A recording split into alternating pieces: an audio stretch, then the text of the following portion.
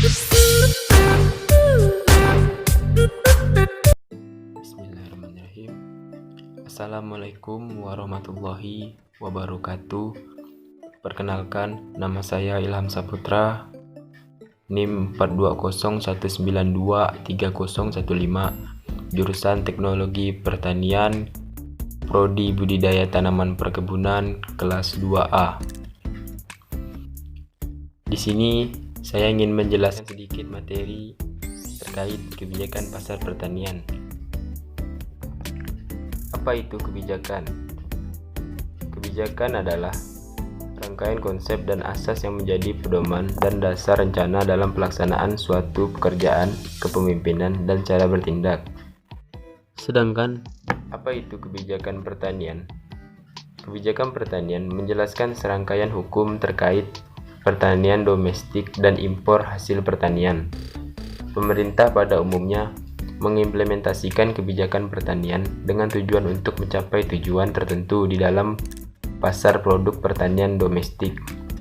Kementerian Pertanian mengeluarkan kebijakan dalam pembangunan pertanian 2020 untuk mewujudkan pertanian yang maju, mandiri, dan modern. Untuk mencapai sasaran tersebut, ada 4 aspek yang perlu dijadikan fokus perhatian. Pertama, peningkatan produksi dan produktivitas melalui gerakan nasional peningkatan produktivitas dan produksi komoditas pertanian serta peningkatan kapasitas SDM pertanian. Yang kedua, menurunkan biaya pertanian menuju pertanian berbiaya rendah melalui peningkatan efisiensi dan pengembangan kawasan berbasis korporasi.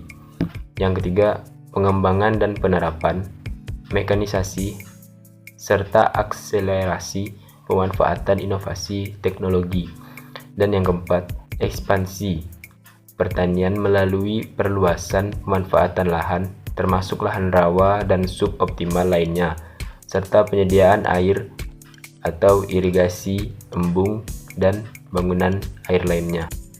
Kemudian selanjutnya, ada beberapa fenomena menarik untuk melihat ke pasar untuk produk pertanian di Indonesia. Di antaranya, yang pertama, sejak tahun 2000, ada lebih dari 14 petani pembeli benih di Kediri yang dikriminalisasi akibat Undang-Undang Perlindungan Varietas Tanaman dan Undang-Undang Sistem Budidaya Tanaman. Undang-undang ini menjerat petani yang mampu memuliakan benih karena dianggap tidak memiliki sertifikasi. Pada satu sisi, syarat untuk memperoleh sertifikasi sangat berat. Kondisi ini sangat menguntungkan perusahaan benih. Yang kedua, selama 3 tahun ini, impor beras selalu di atas 1,5 juta ton. Mekanisme harga pembelian pemerintah terhadap gabah dan beras tidak efektif dalam melindungi harga petani.